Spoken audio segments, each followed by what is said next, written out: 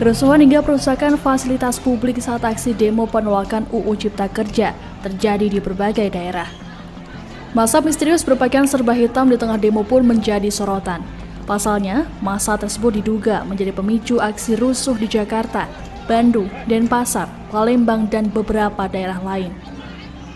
Massa itu menyusup di antara mahasiswa dan buruh saat demo, lalu membuat kerusuhan hingga menyebabkan bentrokan antara massa dan aparat kepolisian.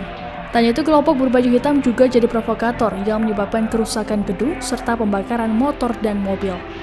Kabid Humas Polda Metro Jaya Kombes Pol Yusri Yunus mengungkapkan kerusuhan diduga dilakukan oleh orang-orang yang tergabung dalam kelompok anarko. Saat ini polisi telah mengamankan 1.000 orang yang diduga terlibat dalam aksi kerusuhan. Anarko sendiri adalah sebuah kata awalan yang mengacu kepada anarki atau anarkisme.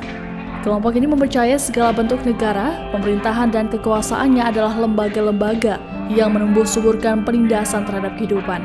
Oleh karena itu, negara, pemerintahan, beserta perangkatnya harus dihilangkan atau dihancurkan.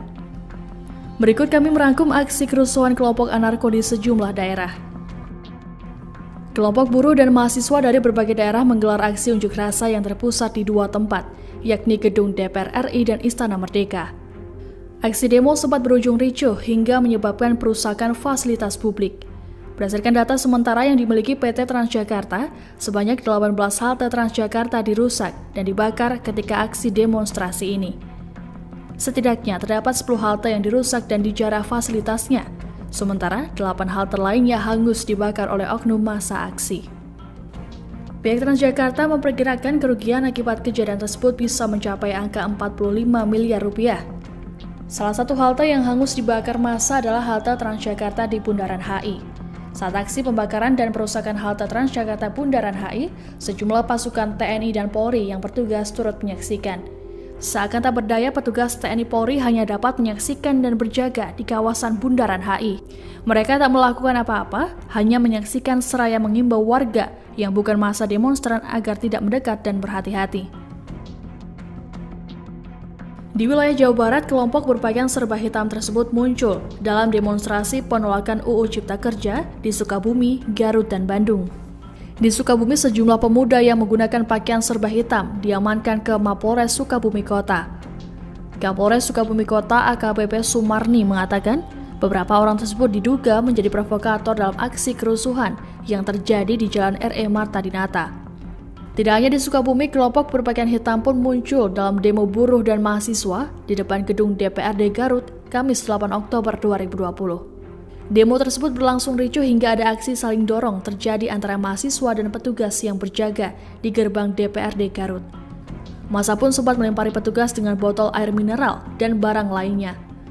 Massa berbaju hitam yang diduga anarko pun terlihat di kerumunan massa. Bahkan sempat terjadi aksi dorong antara mahasiswa dan massa berpakaian hitam.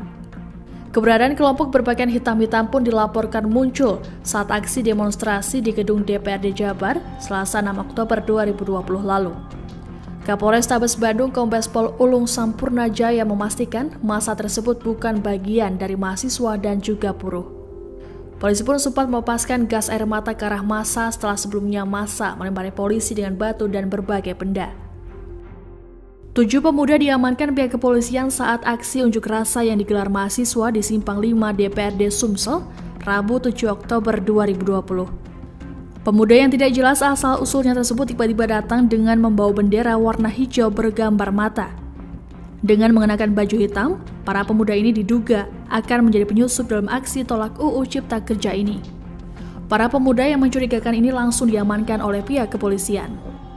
Massa berpakaian hitam pun muncul dalam unjuk rasa di depan gedung DPRD Bali, Kamis 8 Oktober 2020 yang berakhir ricuh. Awalnya massa berkumpul di depan kampus Universitas Udayana di Jalan Sudirman dan berjalan menuju gedung DPRD Bali. Namun setelah tiba, massa aksi berbaju hitam melempari petugas kepolisian yang berjaga. Polisi pun membalasnya dengan tembakan gas air mata.